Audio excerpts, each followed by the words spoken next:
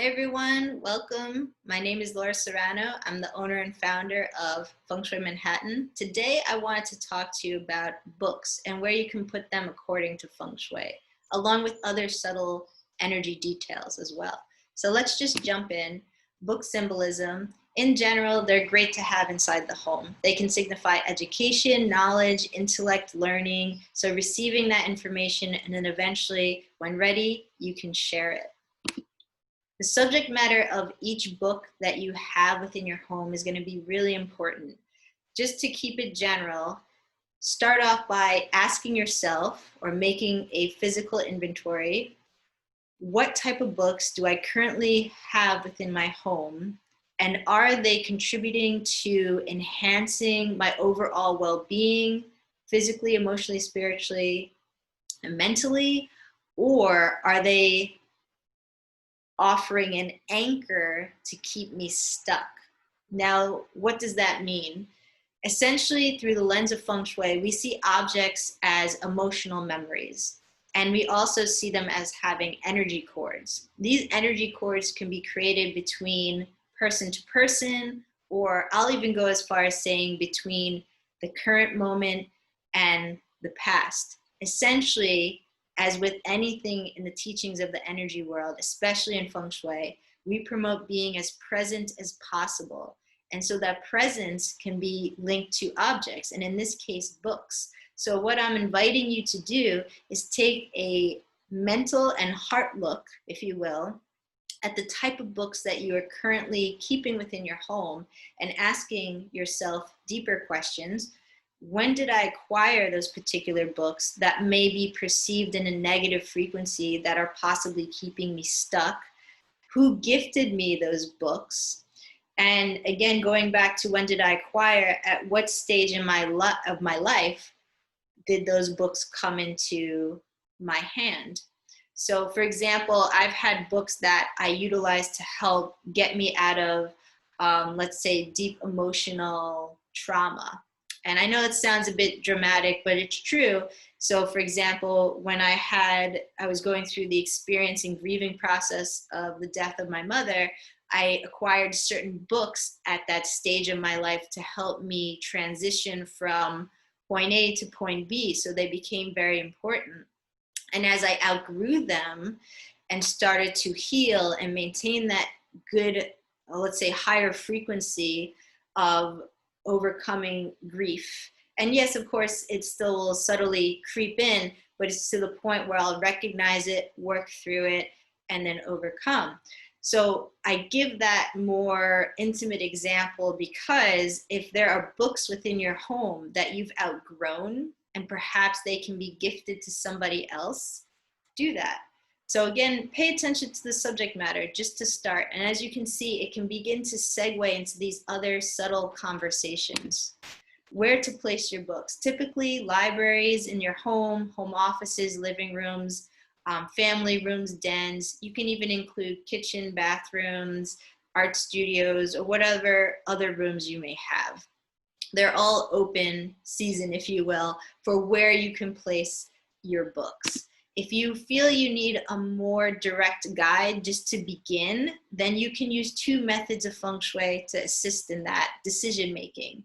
The first is the Western Bagua map. How we use this is we take this 9-gridded map, we locate the front door of your home, and then we place or superimpose this 9-gridded map over the entire floor plan of your home, just to begin.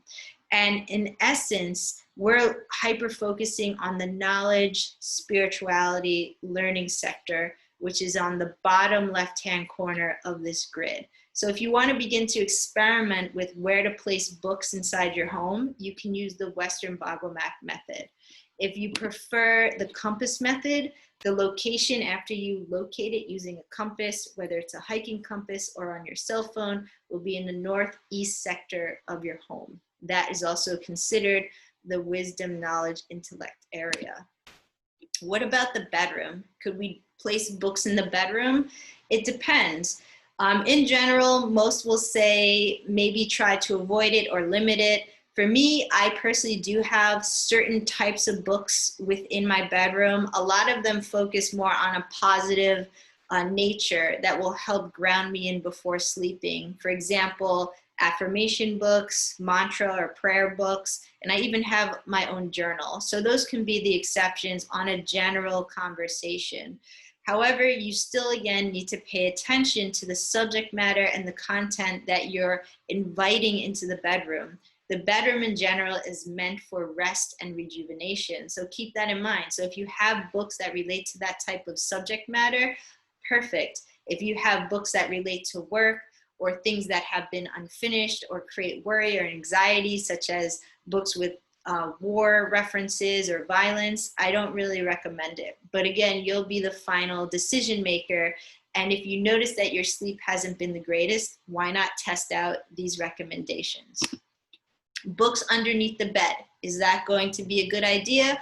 In general, again, we say no. The reason, in short, is that energy, whether it's Feng Shui, Reiki, or any type of metaphysical teaching, the energy will always rise up and then it will expand out and flow everywhere. So when we're sleeping, our physical body is asleep, but our third eye wakes right up. So this means we want to make sure that everything in our bedroom or wherever we end up sleeping is going to be supportive of that astral plane dream world when we transition from the physical into that world, if you will.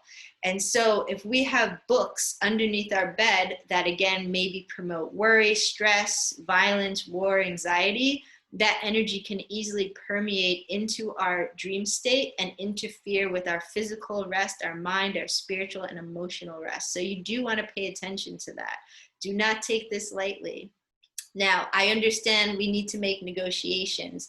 If for some reason storage space is limited, you can keep books underneath the bed. However, I recommend that let's pretend this is a human body. Here's the head, here are the feet. You keep the books more towards the legs and the feet, so the lower half of the body. This way, whatever is clear underneath, maybe you have some linens, that's totally fine. The energy is not being influenced by the subject matter or the content that has been written within those books. So that's your quick takeaway for there. Is it better to have an open or closed bookcase design? Once again, this will depend. I have some clients who love to see all their books out on display, and some clients will have half and half where bookcases are open and then closed. Others prefer everything to be shut down. So this becomes more of an art discussion in terms of composition, contrast. Then you can also say the rhythm and how the books are set up. And then, of course, the biggest one is balance. So no matter which method you choose, for the bookcase as an individual, think of it as a painting, as its own subject. You want to make sure the bookcase on its own is going to be balanced. And then look at the bookcase in turn to how it corresponds with the entire room. Is the entire room balanced based on the bookcase presentation? The bookcases can take up a huge focal point. So if you're a book lover and you do want everything out in the open and totally visible, you have to make sure you balance the presentation of the bookcase. Now, in terms of a closed bookcase, a quick takeaway here is, let's say if you are a person who's interested in more of those heavy hitter type of topics, war, violence, anything that goes into those arenas. What I would recommend is you can have them, but maybe you put them in a more closed bookcase. And the reason for that is it helps to contain the energy, or perhaps they're placed inside a closet, but still organized. Do not get sloppy with it. So these are some different approaches to consider, more so if an open or closed bookcase is better or not. So again, pay attention to how you distribute the books and arrange them on the bookcases. For those of you who want some quick tips, if you're choosing to allow all these books to be exposed, it's usually recommended to have the heavier, thicker books on the bottom of the bookcase. So playing around with balancing the weight and the composition, and then working your way up from there. And for those of you, let's say, who don't have a whole bunch of books, you can create what we call breathable pockets throughout the bookcase. You have some books stacked up nicely or presented, and maybe there's an object or a photo frame or something like that in between, just to offer pauses as you're observing the bookcase. And once again, if for some reason, whether you want to max out the bookcase or maybe you just have a little bit of a collection, there are different ways in how you can organize. You can use color, subject matter, the author, but the biggest takeaway, at least for Feng Shui, is that you arrange the bookcase in general to be balanced and composed in a calm, grounded manner, especially if you're going to be working near that bookcase or sleeping by it. Very important. And then for those of you who are ready to release those extra books, there are so many ways in how you can do that so you're not feeling guilty about it.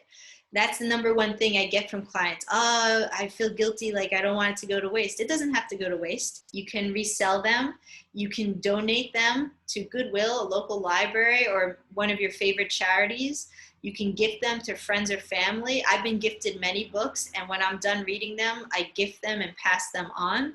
And if able to, for those of you who have heard, you can do the free little library. That's something I'm going to be looking into, where you literally create a little box library on a post, and then you can put any type of book you want in there. And usually I think the rule or the principle is, you make book exchanges. So you give a book, you take a book, or you can just say, hey, just take them. So there's all different ways, but you can contribute to the reads in your neighborhood, which is really cool, and be part of that community. So in essence, these are some quick tips I wanted to offer in terms of how to perceive the books within your home environment. And you can do the same for your work environment. But the main takeaway, keeping it simple, is make sure that the books that are chosen to be surrounding you within your space are going to be beneficial versus draining your energy. So with that, thank you so much for watching.